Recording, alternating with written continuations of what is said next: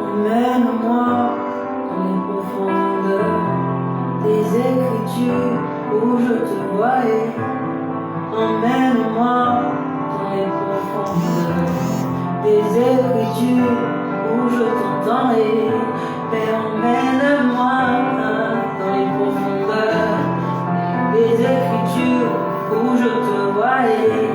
Mais emmène-moi dans les profondeurs des Écritures où je t'entendais, où je t'entends et où je t'entends, où je t'entends et où je t'entends, Père, où je te vois et où je te vois, je te vois et où je te vois, Papa, emmène-moi dans les profondeurs des Écritures où je te vois et emmène-moi dans les profondeurs des Écritures où je te vois et j'aimerais ouvrir ma Bible pendant mes temps d'études et j'aimerais te voir dans ces profondeurs et emmène-moi dans ces profondeurs des Écritures où je te vois et je te vois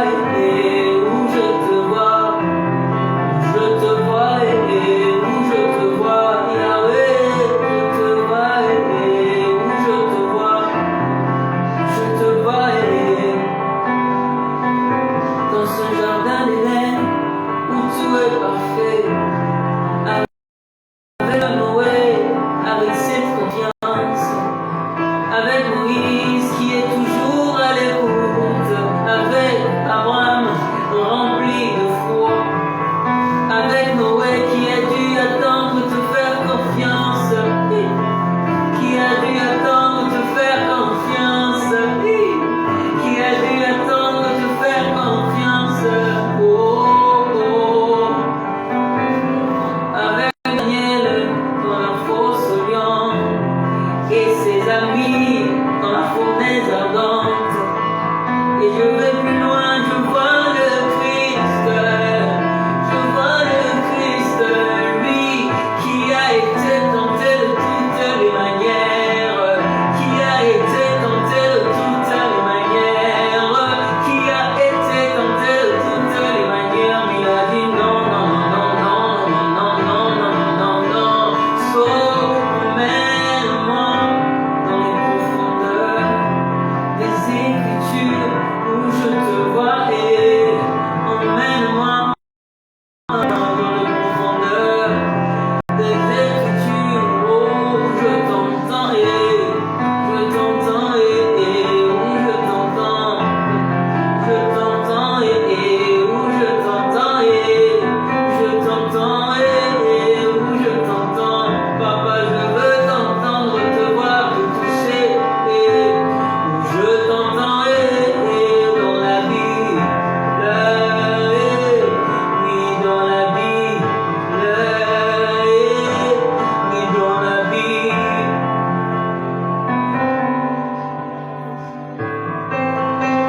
Oh yes. Saint-Esprit, illumine que ce soir. Nous avons besoin de toi. Oh yes. Nous avons besoin de toi.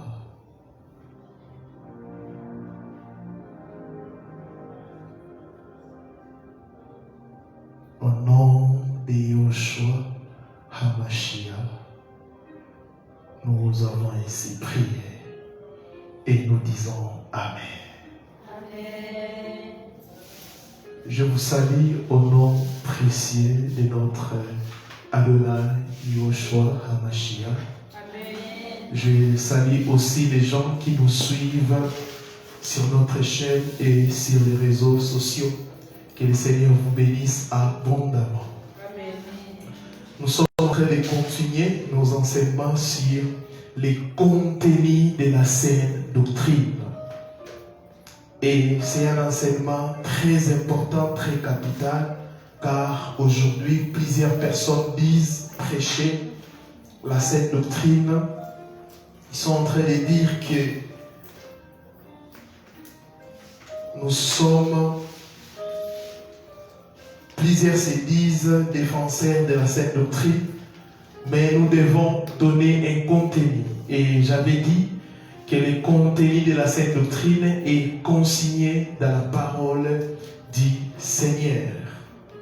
Et si nous sommes sérieux, si nous sommes honnêtes avec nous-mêmes, si vous lisez les actes des apôtres, et si vous lisez les évangiles de Yahushua, et vous regardez ce qui se passe dans l'église actuelle, sans émotion, vous allez remarquer que plusieurs, voire même 99% des églises sont en dehors des enseignements du maître et des enseignements des apôtres. Lisez vraiment sans émotion, sans fanatisme.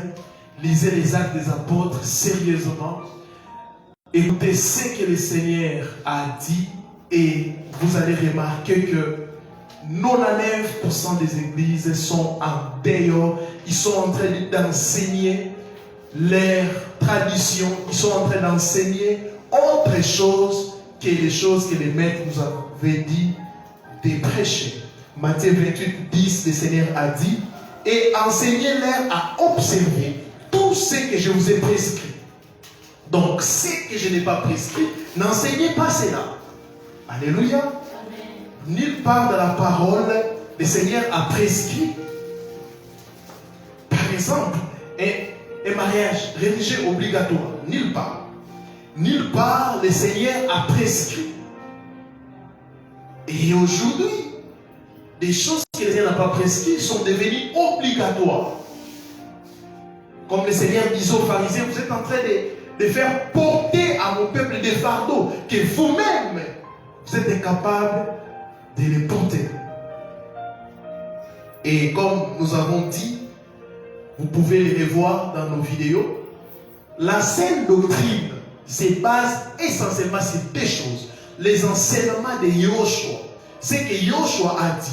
Dans Jean 7, 16, il dit: ma doctrine n'est pas de moi, mais c'est celui qui m'a envoyé.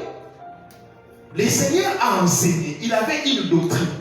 Et pour cela, il a dit: enseignez-leur à observer tout ce que je vous ai prescrit. À d'autres termes, tout ce que je vous ai enseigné comme doctrine, répétez ce que j'ai dit. Nous sommes des répétiteurs. Tout ministre d'Élohim, apôtre, prophète, docteur, évangéliste, doit répéter ce que le maître a dit. Ce que le maître avait dit. C'est ça notre rôle. Le Seigneur n'a pas dit ajoutez vos traditions, ajoutez vos émotions, ajoutez. Oui, c'est vrai, d'autres choses, on ajoute par sagesse et consort. Mais est-ce que le maître avait dit que c'est une obligation?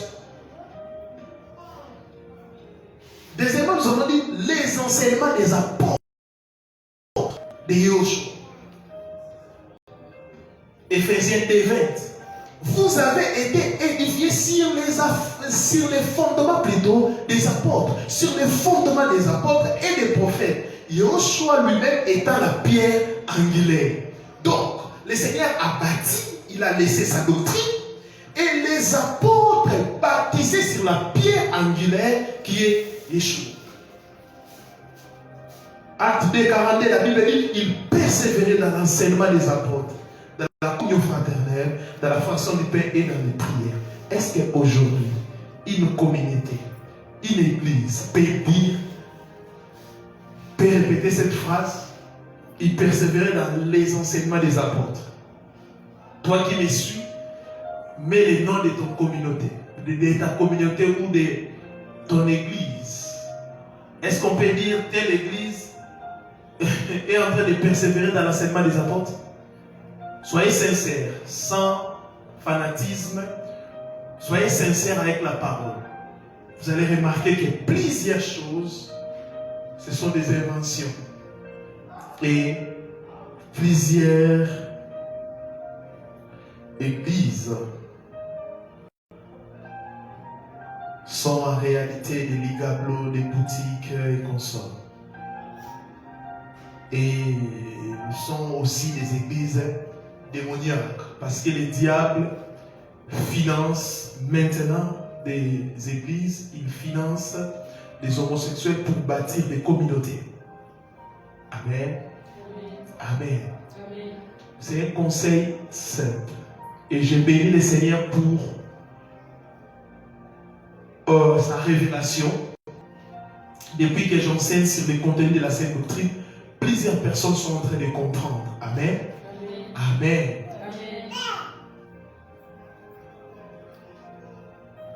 Je pense aujourd'hui c'est la cinquième chose, cinquième contenu. Yehoshua Hamashialogie ou la Christologie. La Christologie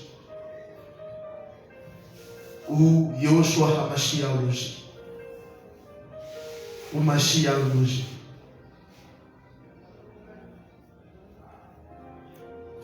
Je vous ai parlé de la sotériologie.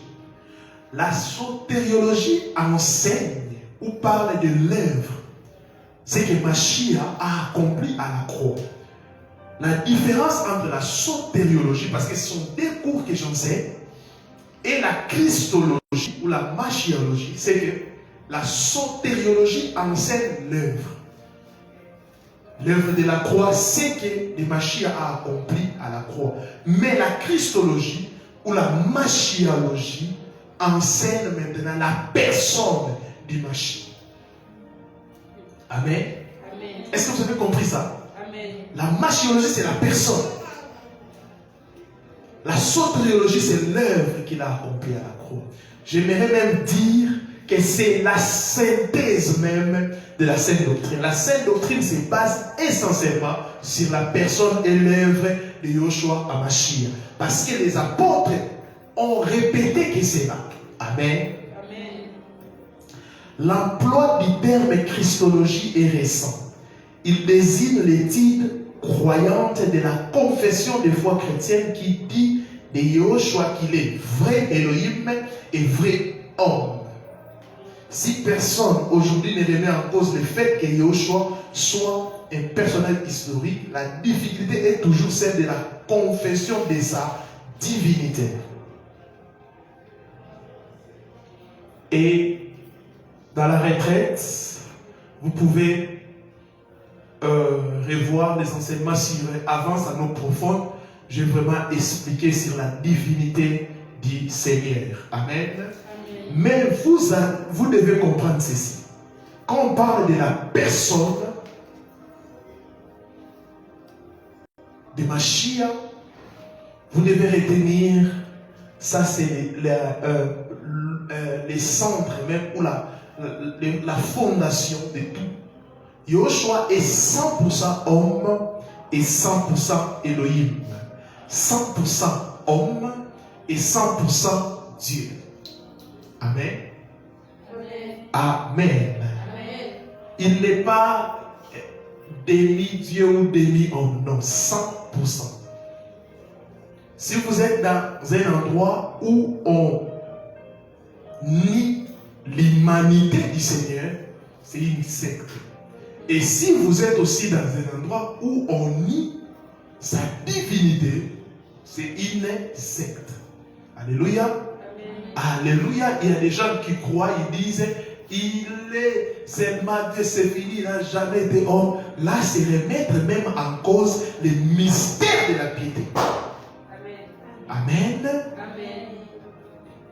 100% homme et 100% Elohim. Parlons de son humanité. Homme. Dans 1 Timothée, quelque part, la Bible dit, car il y a un seul Elohim, un seul médiateur aussi entre Elohim et les hommes, Yehoshua, homme. Amen. Amen. Alléluia. Amen. Yehoshua, tout en demeurant Elohim, s'est humilié en quittant les siens afin de vivre sur la terre en tant qu'un simple homme. Il a fait cela par amour afin de payer notre dette des péchés. Philippiens 2, 5 à 8, si vous lisez ça. Philippiens 2, 5 à 8. Ésaïe 44, 24. Ésaïe 44, verset 24. Colossiens chapitre 1er, verset 9 à 23. Chapitre 1er, 9 à 23. Yoshua le premier-né, un titre d'honneur qui indique sa prééminence dans la famille humaine, l'héritier. Ces titres s'appliquent bien à Mashiach dans son humanité. Lui qui est la prééminence sur tous les hommes. De plus, Yoshua, le Fils de l'homme, a toujours modélé l'humilité par excellence, et c'est à tous les niveaux. Yoshua est 100% homme. Vous allez voir dans sa vie, il a manifesté aussi des émotions. Quand on dit Yoshua plaira, Amen. Amen. Amen. Amen. Yoshua plaira, il y a compassion. Là, c'est son humanité. Amen. Amen. Parce que Dieu ne peut pas plaire. Amen. Amen. Vous allez voir que Yoshua a manifesté tout ce qu'un homme a, tout ce qu'un humain peut manifester. Il a eu soif, il a eu faim et comme ça. Amen. Amen. Et il est aussi Elohim. Donc je vais, tout au long de cet enseignement, je vais combiner les deux. Amen. 100% homme, 100% Elohim. 100% homme, 100% Elohim. Comme je vous avais dit dans la retraite, que les Tanakh enseignent qu'il y a un seul Elohim. Amen. Amen. Alléluia. Amen. Deutéronome 6.4. Écoute Israël. Deutéronome 6.4. Adonai, notre Elohim, Adonai est un. Elohim est unique. Galates 3.20 dit, il y a un Elohim. Il y a un seul Elohim. Alléluia. Donc nous voyons même dans les Tanakh, comme je vous avais dit, que on parle de quoi? La croyance en un seul Elohim est appelée le monothéisme. Alléluia. Amen. Alléluia. Amen. Parmi les religions qui croient à un seul Dieu, un seul Elohim, le christianisme fait partie. Alléluia. Amen. Comme j'ai bien expliqué cela, que le monothéisme vient des deux mots grecs, monos signifiant seul, unique, et théos signifiant Elohim, Dieu. 1 Timothée 3.16.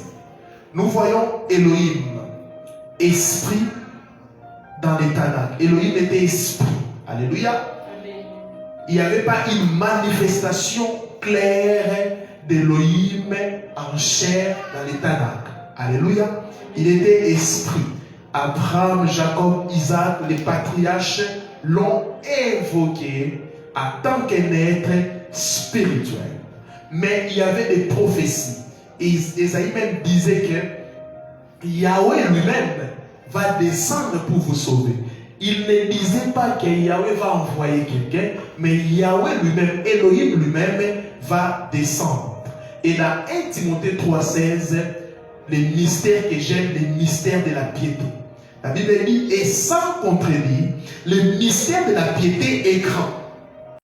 Elohim a été manifesté en chair, justifié par l'esprit, vie des anges, prêché dans les nations, crie dans les mondes et élevé dans la gloire. Le mystère de la piété, il s'agit de la connaissance d'Elohim manifestée en chair dans la personne de Yoshua HaMashiach, 100% homme et 100% Elohim. C'est l'incarnation d'Elohim tout-puissant dans les seuls buts de sauver les humains et produire dans leur cœur de véritables piété. Pour sauver, Yahweh devait descendre, prendre la chair dit qu'à nous, le premier Adam a échoué dans cette mission parce qu'il était tiré de la terre, alléluia, de la faiblesse. C'est pour cela Adam a échoué, parce qu'il a été tiré de la terre, la faiblesse. Mais Yoshua a vaincu parce qu'il n'est pas né de la volonté d'un homme ou d'une femme, mais Elohim lui-même est descendu, la parole faite chair. Quand vous lisez Jean, on dit la parole faite chair. À le terme, on dit l'esprit a pris un corps. Les mystères de la piété, la connaissance d'Elohim manifestée en chair à la personne de Yahushua HaMashiach. 100% homme et 100% Elohim. Elohim du vétérotestamentaire et du néotestamentaire manifesté en chair sous les noms.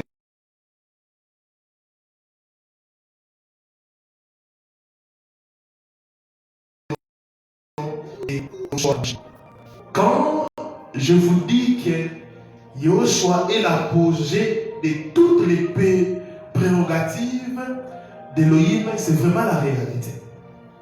Écoutez, quand vous lisez les évangiles, vous allez comprendre que il faut toujours, quand vous lisez les paroles du Seigneur, il faut faire la différence entre ces deux choses. Son humanité et sa divinité. Quand on dit que Yahushua plaira, c'est son humanité. Il y a des paroles qui disent en vérité que je vous dis. Alléluia. Amen. Alléluia. Amen. Quand il disait, avant qu'Abraham quoi? Pardon?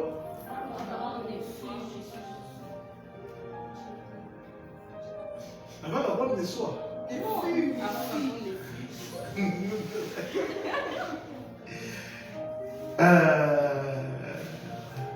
Avant qu'Abraham ne fit, je suis. Alléluia. Amen. Alléluia. Amen. Nous avons vu dans les évangiles, Yahushua s'est présenté parfois comme un esprit omniprésent, omniscient. Alléluia. Amen.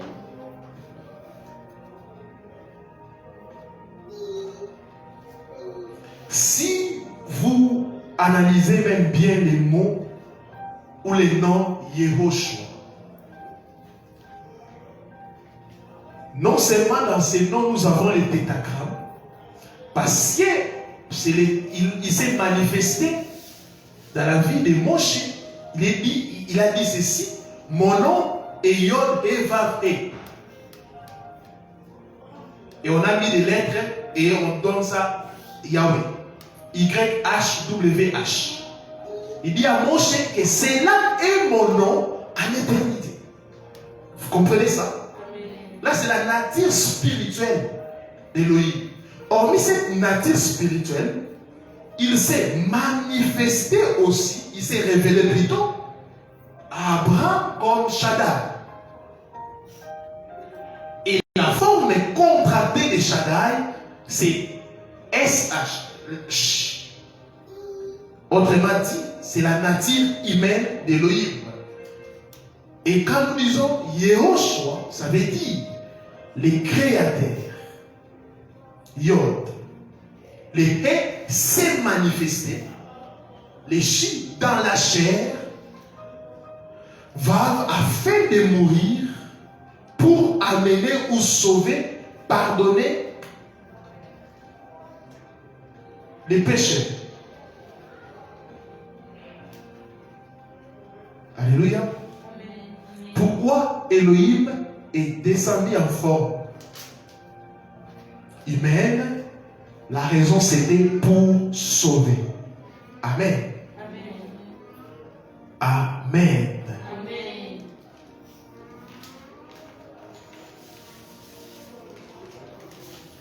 Non seulement les Tanakh enseignent qu'il y a un seul Elohim, les apôtres aussi l'ont enseigné. Romains 3, 30. Puisqu'il y a un seul Elohim qui justifie. 1 Corinthiens 8, 4. Et qu'il n'y a qu'un seul Elohim. 1 Corinthiens 8, 6. Néanmoins pour nous, il n'y a qu'un seul Elohim, le Père. Et il y a plusieurs passages. Galates 3, 20. Éphésiens 4, 6.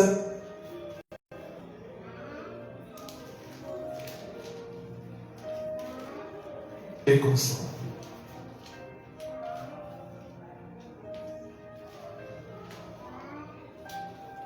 Amen.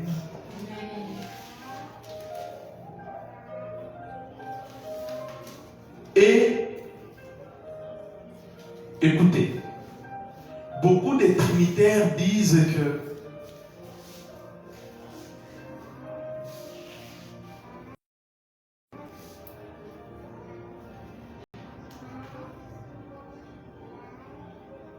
ils font une séparation entre le Père et le Fils. Mais quand nous lisons Jean, nous allons comprendre que c'est Elohim qui s'est manifesté dans le Tanakh. C'est le même Elohim qui est descendu pour nous sauver. Ésaïe 9,5 appelle Yoshua le Père éternel. Vous voyez ça? Vous voyez ça?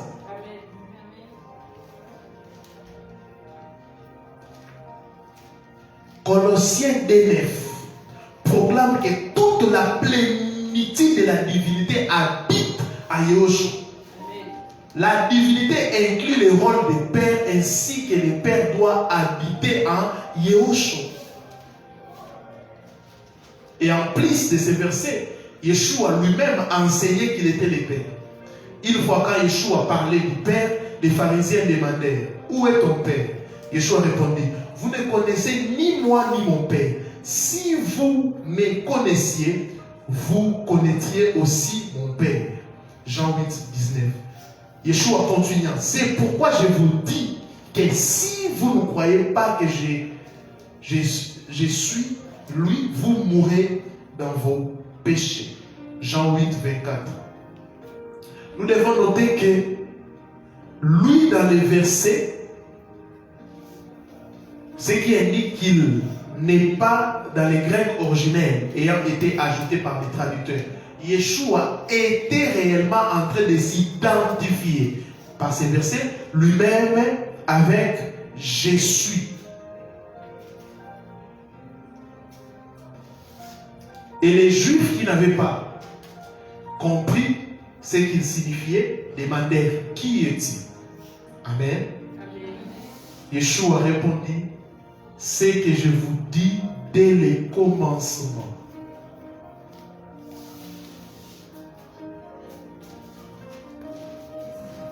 Un autre passage pour confirmer cela, Jean 10, 30. Yeshua dit: moi et le Père, nous sommes un.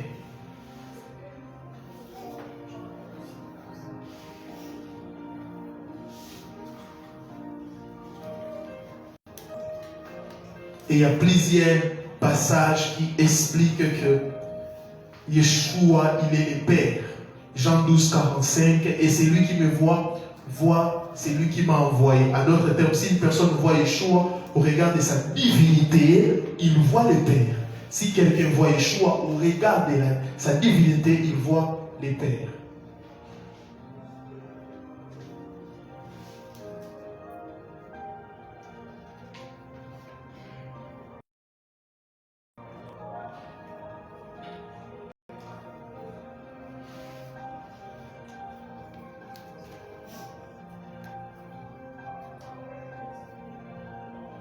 Et une autre chose qui confirme vraiment la divinité de Yeshua, Yeshua dit qu'il nous enverrait le consolateur. Jean 16, 7. Mais il dit aussi que le Père enverrait le consolateur. Jean 14, 26. Qui envoie? C'est la même personne. Alléluia. Amen. Elohim a rempli plusieurs fonctions mais ses fonctions ne doivent pas être considérées comme des personnes distinctes. Amen. Là, c'est une vérité incontournable. Les pères seuls peuvent attirer les hommes vers Elohim.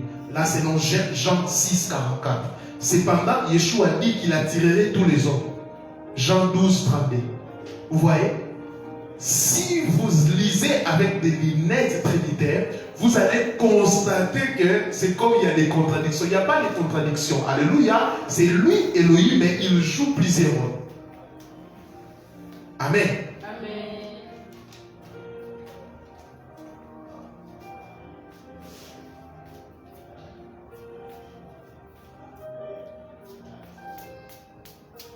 Yeshua a promis de répondre à la prière du croyant. Jean 14.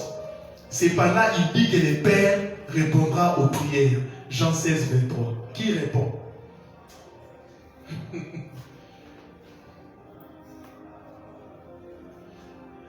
Amashia, il est celui qui nous sanctifie. Ephésiens 5, 26. Il est celui qui nous sanctifie. Cependant, le Père nous sanctifie. Jude 1.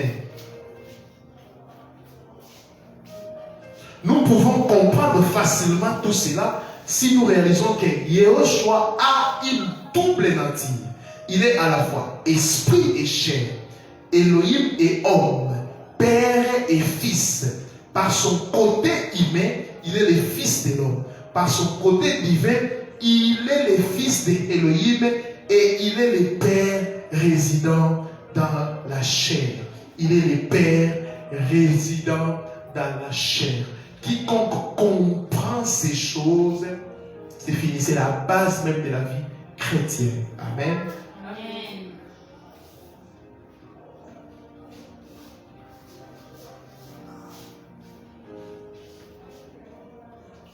La doctrine du Fils n'enseigne pas que le monde qu'il a envoyé une autre personne. Non. Elohim le Fils pour mourir et réconcilier le monde avec le Père. Bien au contraire, elle enseigne que Elohim le Père a tant aimé le monde qu'il s'est revêtu lui-même de la chair et a donné lui-même en tant que fils d'Elohim pour réconcilier le monde avec lui-même. Si vous comprenez ces trinitaires et plusieurs personnes sont en train d'enseigner des faux enseignements, mais si vous comprenez bien et vous lisez bien la Bible, vous allez comprendre quand Yeshua s'adresse au Père, si déjà dans la base vous avez compris cette différence, vous allez comprendre que il avait une chair et étant dans la chair, pourquoi il a pris d'abord la chair? C'est pour être semblable à nous. Quand il a pris la chair, il nous enseigne. Amen. Hein? Allumez la lumière, s'il vous plaît.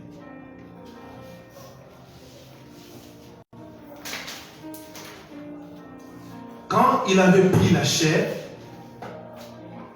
il est devenu semblable à nous. Hébreu même le dit, c'était pour compatir avec nous. Et maintenant, il y a même un pasteur ici à l'unité, un de ce côté, qui s'est posé cette question. Il disait, il faisait du théâtre ou quoi? Donc c'est des personnes. Non, ce n'est pas des personnes, mais c'est des natures dans la chair. La chair, il s'identifiait à nous. C'est pour cela qu'il pouvait prier. Amen. Il priait. C'est pour cela qu'il pouvait, même la Bible est en train de dire, on a aussi chanté ça. Je vais être comme Yeshua. Être comme Yeshua, c'est être comme Yeshua dans la chair.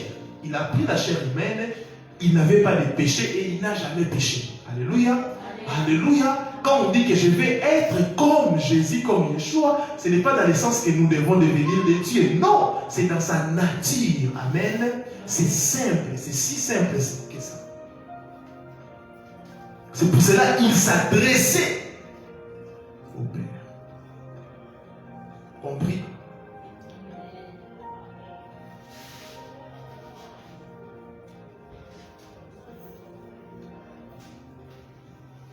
Elohim, Yahweh de l'Ancien Testament, le grand créateur de l'univers, s'est timidé lui-même sous la forme d'un homme pour que l'homme puisse le voir, le comprendre et communiquer avec lui. Il a préparé un corps pour lui-même. Ce corps est appelé Fils d'Elohim.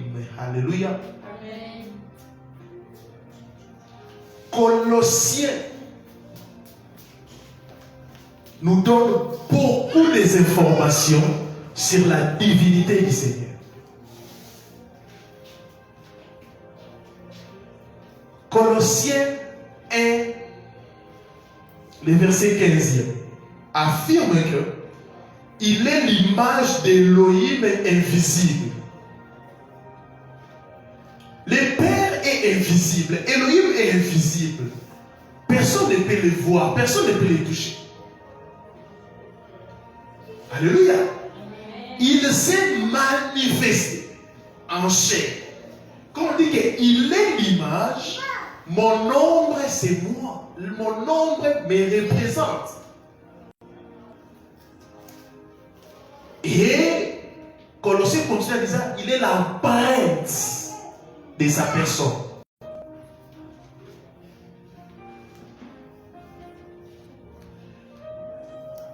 Il y a un jeune qui s'est noyé. Et quand, en Europe, on a pris le corps, on cherchait à identifier la personne. Ses parents ont dit non, c'est notre fils. Mais ils ont dit donner ses empreintes. Quand ils ont comparé, ils ont vu que c'est vraiment lui. Amen. Amen. Colossiens 1,16 continue, il dit il est le créateur de toutes choses. Parce que plusieurs séparent. Ils disent que c'est le Père qui a créé. Le Fils n'a pas créé. Mais ici, Colossiens nous dit qu'il est le créateur de toutes choses. Quand Genèse dit au commencement Elohim créa ou Dieu créa, c'était en réalité Yoshua. Colossiens 1,17 dit il est avant toutes choses. Donc il a existé avant toutes choses. Le verset 17e, tout subsiste en lui. Le verset 18e, il est la tête de l'Ecclésia.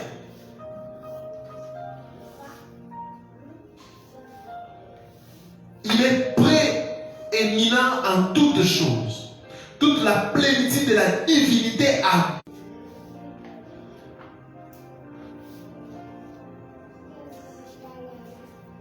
Alléluia. Amen. Le verset 20, il a réconcilié toutes choses avec Elohim.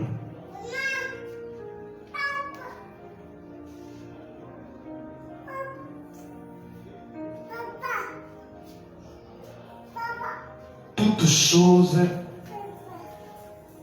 avec Elohim. Alléluia. Amen.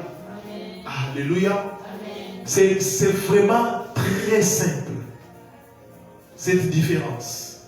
Et quand vous avez ça en tête, vous pouvez bien interpréter la parole du Seigneur. 100% homme et 100% Elohim. Pour dominer sur cette terre, il faut avoir un corps, un corps, un corps. Alléluia. C'est pour cela.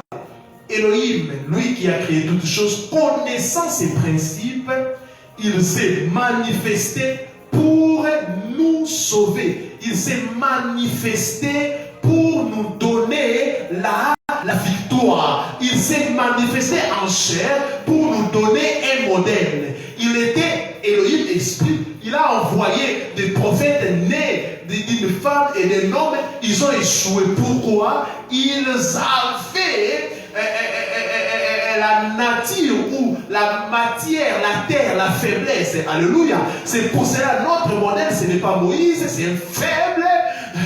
Notre modèle, ce n'est pas Moïse, c'est un faible. Il bégayait, il a commis des erreurs. Notre modèle, ce n'est pas Élie, il a fui. Notre modèle, ce n'est pas Salomon, il avait plusieurs femmes, l'adultère, la polygamie. Nos modèles, ce ne sont pas les patriarches de l'ancienne alliance, mais notre modèle, c'est Yeshua Hamashia. Alléluia. Le monde n'a jamais eu un modèle comme Yeshua Hamashia. Alléluia. Il est conçu sans péché, né sans péché. Il a vécu sur cette terre sans péché. Nous devons imiter Yeshua. Si quelqu'un te présente la faiblesse de Moïse, montre-lui la force de Yeshua. Si quelqu'un te présente la polygamie de Salomon, montre-lui la fidélité de Yeshua. Si une personne te présente le bégaiement de Moshe, montre-lui que Yeshua est parfait en toutes choses. Il est parfait en toutes choses. Il est parfait en toutes choses. C'est lui que nous prions, c'est lui notre modèle. C'est pour cela que Paul n'avait pas dit soyez des imitateurs de Moshe, tout ça, mais imitez Christ. Pourquoi? Parce que c'est lui le modèle parfait. Vous voyez ça? Cite-moi les noms dans l'ancienne alliance. Cite-moi. Et je vais te montrer les défauts. Je vais te montrer même des bavures que ces hommes ont commis. Alléluia. Amen. David, qu'est-ce qu'il va m'enseigner? La dictée. Il va m'enseigner quoi? Citez, vous allez voir que ces hommes et ces femmes avaient des faiblesses.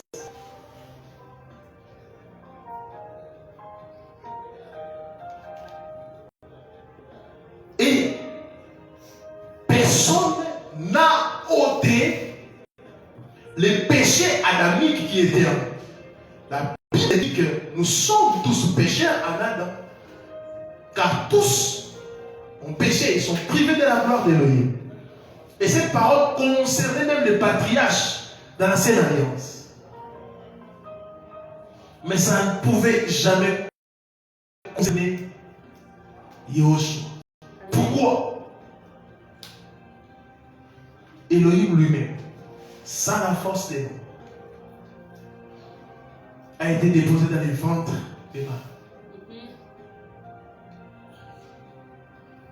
Et il est sorti sans péché.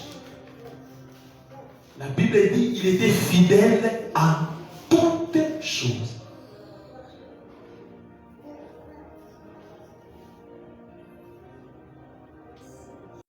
Alléluia. Il n'avait pas de péché, mais il a porté nos péchés.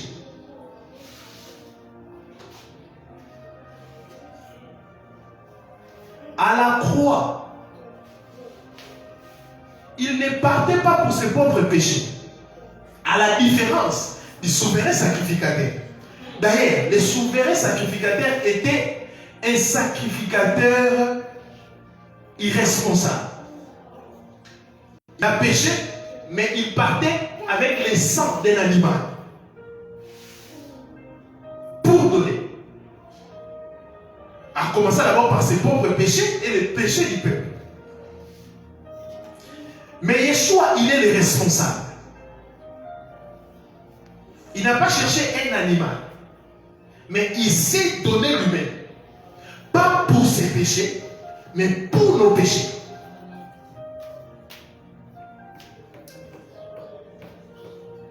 Il a été frappé pour que toi, tu ne puisses pas être frappé. Oui. Il s'est donné pour ouvrir la porte de l'éternité qui était fermée.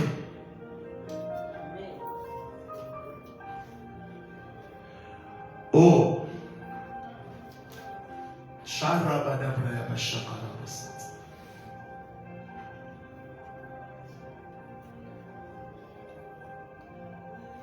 Oh,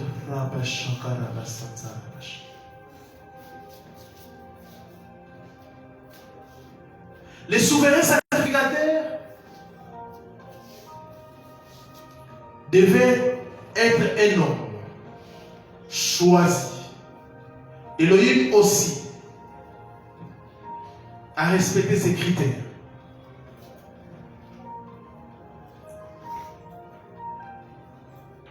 Oh. Elohim, il est vraiment intelligent.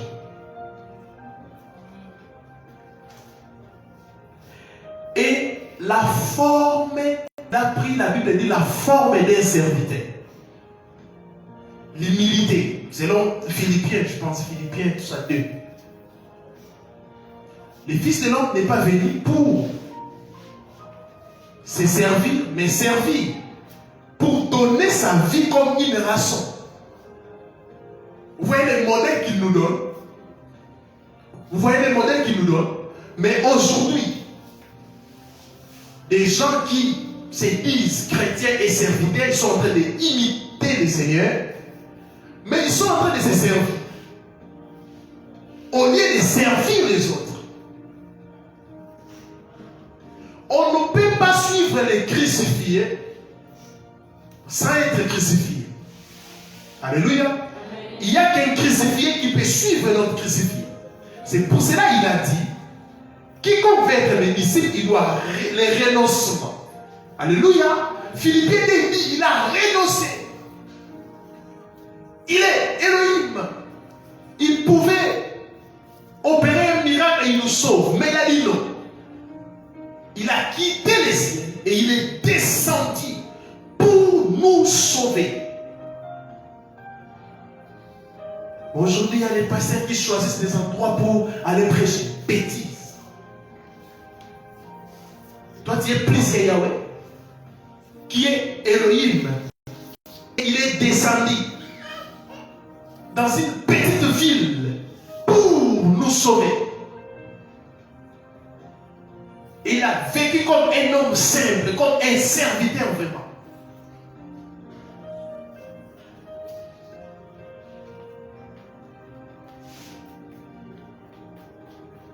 Le contenu de la scène doctrine, nous devons aussi suivre les modèles. Comment il a servi dans l'humilité?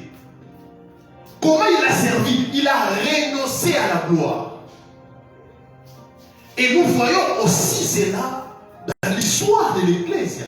Les apôtres ont renoncé à la gloire. À chaque fois que les apôtres opéraient un miracle, les gens voulaient rendre honneur ou hommage aux apôtres.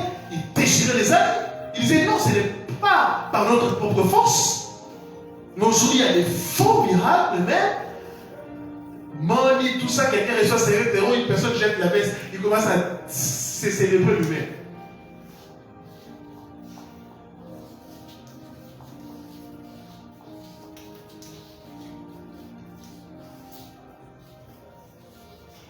Yoshua, 100% homme, il nous enseigne plusieurs choses. L'humilité, les services, l'obéissance, la sainteté, la fidélité. Il nous enseigne plusieurs choses. La compassion. Il nous enseigne beaucoup de choses. Et en tant qu'hommes, nous devons imiter. Et c'est possible. Ce n'est pas une utopie, c'est possible. C'est possible. Toi qui vis dans les péchés, tu cherches comment se séparer. Tu peux prendre une décision, après 2 jours tu tombes. Je te présente un modèle parfait. Le problème avec l'église actuelle, pourquoi les gens disent oh, notre bailli, beaucoup de massous, beaucoup. Les gens ne suivent plus l'agneau. Mais les gens sont en train de suivre les programmes ecclésiastiques. Kinshasa, RDC, les gens aiment les programmes ecclésiastiques. C'est pour cela quand vous voyez les affiches partout, et vous allez dire, mais qu'est-ce qui se passe?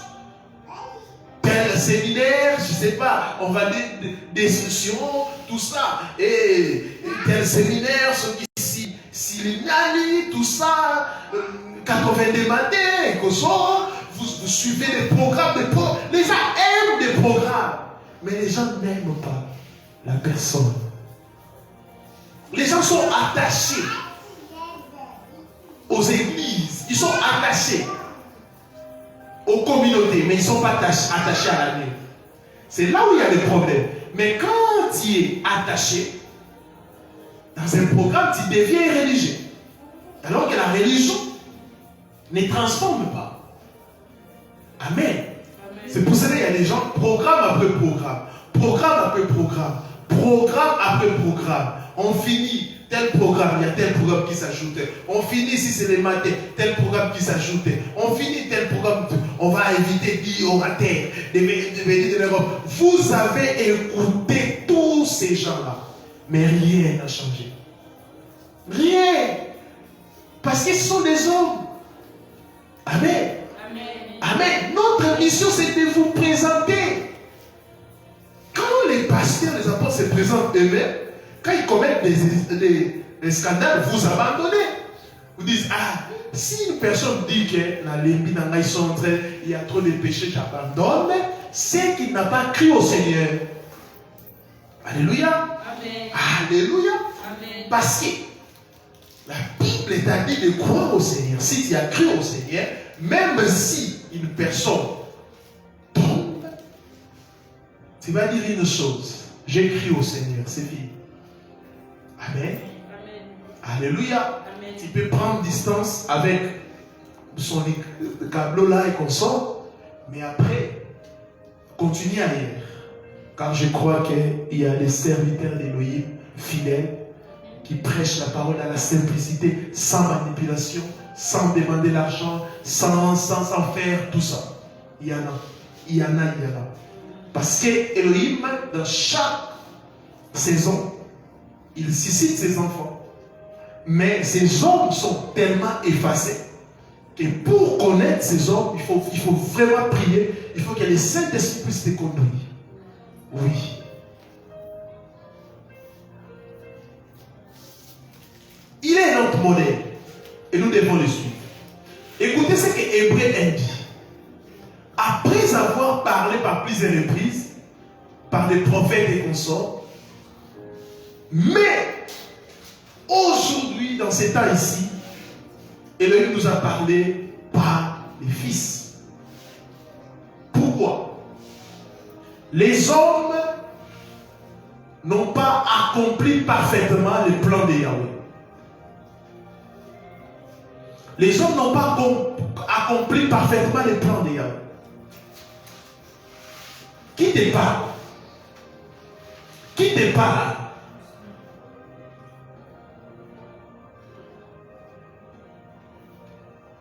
Plusieurs sont en train d'écouter les traditions des hommes. Plusieurs sont même en train d'écouter les coutumes de l'Afrique et qu'on sort. Plusieurs même sont en train d'écouter les contes. Ma histoire, ma semble. Plusieurs sont en train d'écouter les conseils. Plusieurs sont en train d'écouter la psychologie, le marketing social. Faites très attention à ces choses. Ça paraît beau.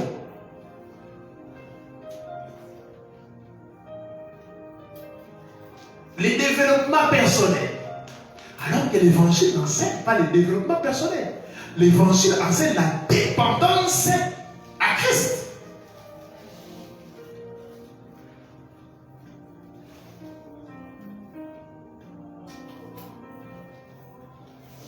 En d'autres termes, nous devons écouter les personnes qui annoncent l'agneau.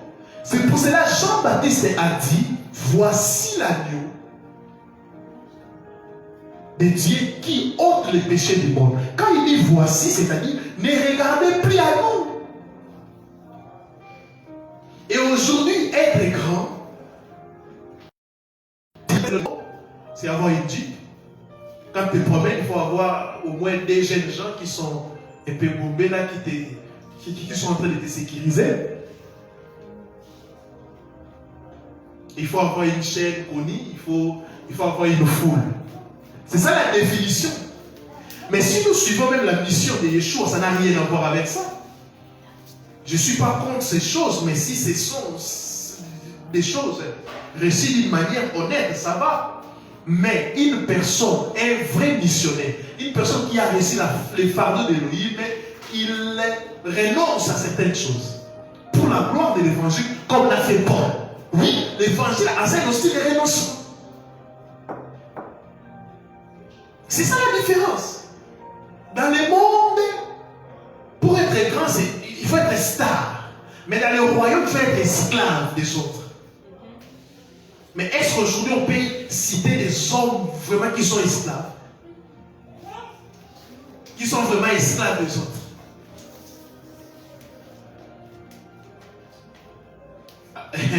vous allez voir que ces hommes-là sont vraiment des gourous. Ils ne sont plus des esclaves.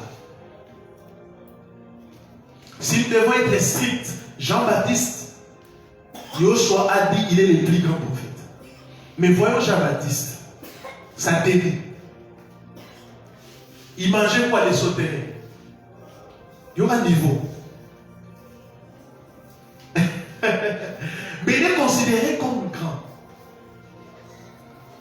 On se pose une question. Qui est considéré comme un grand serviteur? C'est celui qui a un message centré sur Mashiach. C'est celui qui présente Mashiach qui est grand. Écoutez, Yeshua dit ceci: bon et serviteur fidèle. Entre dans la joie de ton maître. Prenons les deux termes. Bon et fidèle. Bon et fidèle. Yeshua n'a pas dit que riche, le serviteur qui a des voitures, le serviteur qui a des foules, entre dans la joie de ton maître. C'est pour cela que nous serons surpris. Vous savez, un jour, j'ai visité un endroit,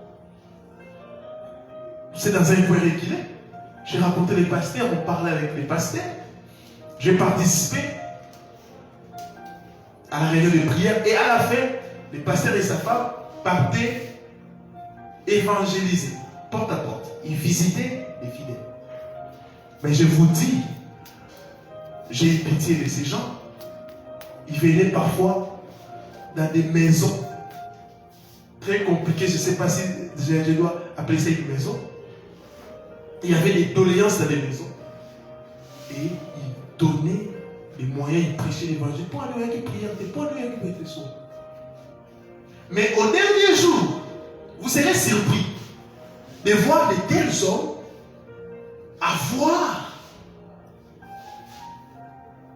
être dans des places, être à côté du Seigneur. Et les gens qui vous font des bruits dans des TikTok entre jours, bonjour, la gloire de Dieu, je vais prier, recevez, receive man. Nous serons surpris. Je me suis dit, il n'est pas connu. Moi-même, je ne le connaissais pas. Mais la façon dont il est en train de servir, c'est comme le Seigneur. Bon et serviteur fidèle. Des choses. Tu dois être bon. Quand on dit bon, avoir un bon cœur, avoir le cœur du Seigneur. Et fidèle, la fidélité, c'est par rapport au message. C'est par rapport à ce que le maître t'a confié. Wow. La fidélité, c'est par rapport à ce que le maître t'a confié. Et qu'est-ce que le maître nous a confié? C'est de prêcher sa mort et sa résurrection.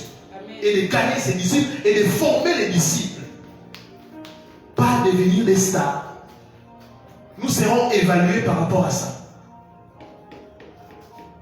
C'est pour cela qu'on sera surpris. Quand on va commencer à couronner les gens, on appelle les pasteurs, les gens regardent, oh, mais on ne les connaît pas.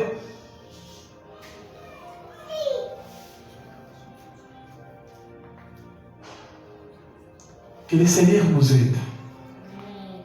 Que le Seigneur vraiment nous aide. Aujourd'hui, les gens sont en train de courir pour servir Elohim. Pourquoi?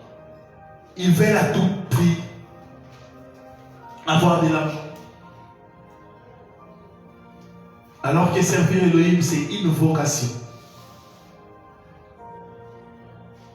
C'est une vocation.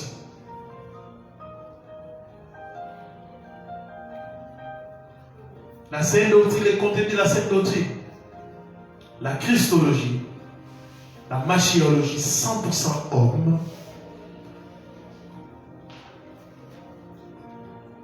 nous devons imiter son humanité, c'est-à-dire faire tout ce qu'il a fait. Et il est 100% Elohim, 100% Dieu. Amen. Amen. Et nous croyons à sa double nature. Si vous êtes dans un endroit où on est en train de nier son humanité, quittez cet endroit. Ou dans un endroit où on est en train de nier sa divinité, quittez cet endroit.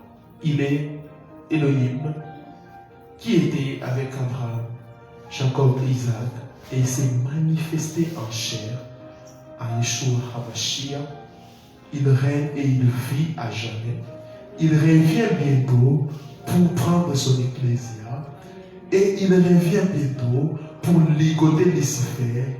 Et il était parti pour nous préparer les chemins. Et très bientôt, il va revenir.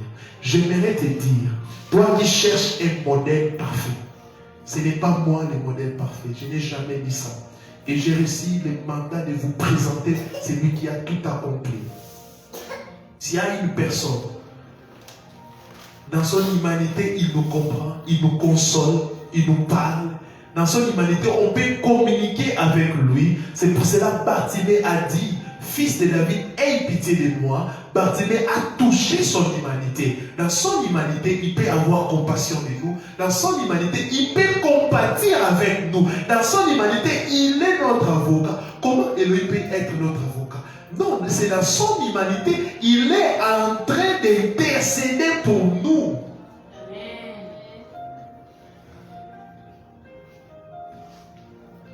Nous allons prier. Tenons-nous debout.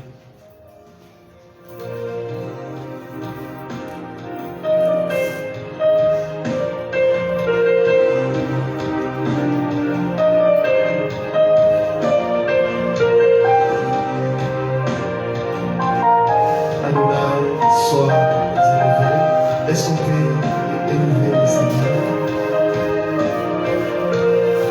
Prions, prions, prions.